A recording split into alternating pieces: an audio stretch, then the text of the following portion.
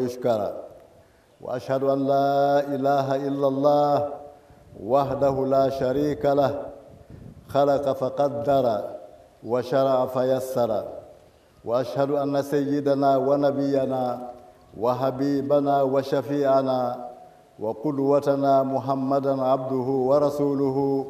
صاحب اللواء والكوثر نبي غفر الله له ما تقدم من ذنبه وما تأخر وما هذا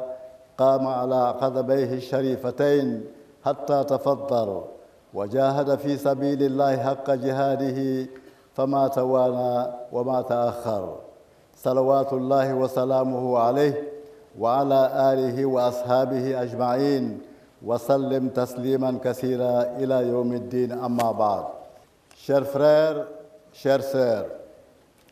à l'instar de plus d'1 milliard de leurs coreligionnaires à travers le monde, les musulmans de Côte d'Ivoire célèbrent l'Eid el-Fitr, la fête de la rupture qui marque la fin du jeûne du Ramadan, quatrième pilier de l'islam. Cette grande fête musulmane, instituée par le prophète Mohammed sallallahu alayhi wa sallam au lendemain de son émigration de la Mecque, sa ville natale, à Médine, a une triple signification. La première est qu'elle est la manifestation d'un profond sentiment de joie, comme le souligne le prophète Mohammed sallallahu alayhi wa sallam dans un hadith où il dit, je cite, « Le jeûneur a deux moments de joie. Il se réjouit lorsqu'il rompt son jeûne à la fin du Ramadan et se réjouit quand il rencontre son Seigneur le jour du jugement dernier pour recevoir la récompense de son jeûne. » La deuxième signification de l'Eid el-Fitr, chers frères et sœurs, est qu'elle est une occasion offerte aux jeûneurs d'exprimer leur gratitude et leur infinie reconnaissance à Allah subhanahu wa ta'ala qui leur a accordé non seulement la faveur d'atteindre une fois encore la vie, les mois bénis de Ramadan, mais aussi la force et de les vivre pieusement tout en implorant son indulgence pour les insuffisances et les imperfections qui ont pu entacher leur jeûne durant ce mois béni.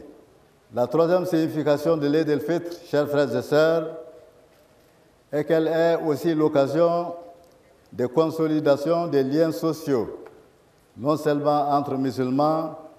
mais aussi entre eux et leurs frères et sœurs des autres confessions religieuses. Et cette consolidation des liens se fait au cours de traditionnelles visites où l'on échange des vœux et partage le repas comme le recommande vivement le prophète Mohammed sallallahu alayhi wa sallam. Chers frères, chères sœurs, rappelez-vous que le jeûne de Ramadan qu'Allah subhanahu wa ta'ala a prescrit aux croyants et dont nous célébrons aujourd'hui la fin de l'édition 2019 n'est pas une fin en soi, mais plutôt les moyens d'atteindre un but noble. Ce but, Allah subhanahu wa ta'ala le précise dans les Saint-Coran, sourate 2, verset 183, où il dit, je cite, « Ô vous qui croyez, il vous est prescrit, comme il a été prescrit aux communautés qui vous ont précédé, de jeûner, afin que vous soyez pieux. » Faire des croyants que nous sommes des gens pieux, c'est-à-dire des gens qui obéissent scrupuleusement aux ordres et aux interdits d'Allah subhanahu wa ta'ala, en tout temps et dans toutes les circonstances, est donc le but ultime du jeûne de Ramadan et des actes d'adoration qui l'accompagnent et le complètent. À cet effet, le mois de Ramadan est comme une école de formation et de perfectionnement qui ouvre ses portes chaque année pour accueillir et former les croyants à la piété. Et cela en cultivant et en développant en eux un ensemble de qualités spirituelles et morales indispensables à la piété, telles que la crainte d'Allah en secret comme en public et les sentiments qu'il nous observe en permanence, l'honnêteté, la recherche de l'excellence dans les actes qu'on accomplit, l'amour et la justice de l'équité, l'endurance et la patience face aux défis à relever, la chasteté, l'altruisme, la compassion, l'indulgence et le pardon aux offenses. C'est au regard du degré d'appropriation et d'intégration de ces qualités spirituelles et morales dans le comportement quotidien du musulman, pendant et après Ramadan, qu'Allah subhanahu wa ta'ala apprécie son jeûne et décide de la rétribution qu'il mérite. Chers frères, chères sœurs, je vous exhorte donc, sans m'oublier moi-même, à faire en sorte qu'au sortir de cette école de Ramadan, notre pratique religieuse et notre conduite au quotidien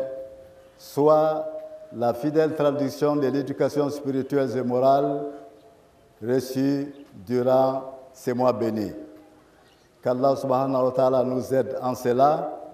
qu'il accepte notre jeûne, nos prières nocturnes et toutes nos bonnes œuvres accomplies pendant ce Ramadan.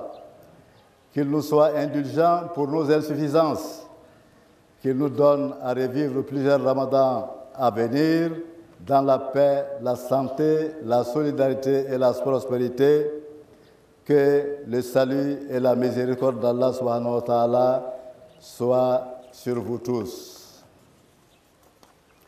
أقول قولي هذا واستغفر الله لي ولكم ولسائر المسلمين من كل ذنب فاستغفروه إنه هو الغفار.